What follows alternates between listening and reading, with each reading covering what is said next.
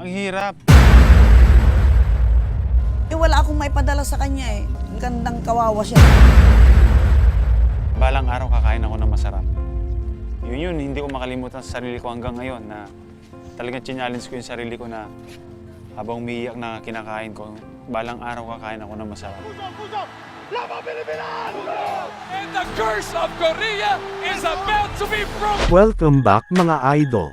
Sinong mag-aakala na ang dating 9-year-old na batang kargador sa palengke, dating naglilinis ng Poso Negro, at nakaranas kumain ng panis na pagkain, ay magiging isang alamat sa PBA, at magiging isang heart and soul ng Gilas Pilipinas.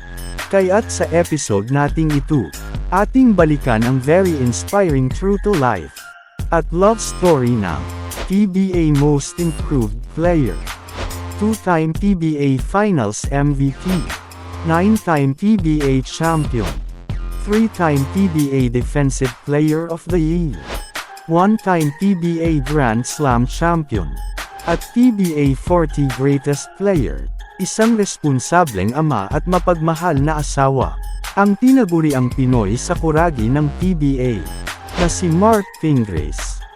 Pero bago natin simulan ang kanilang kwento, ay huwag kalimutan mag-like, mag-subscribe at i-hit ang notification bell, para lagi kang updated sa ating mga kwentong puno ng kilig, aral, at inspirasyon. Simulan na natin ang kanilang kwento. Let's go! Dear basketball,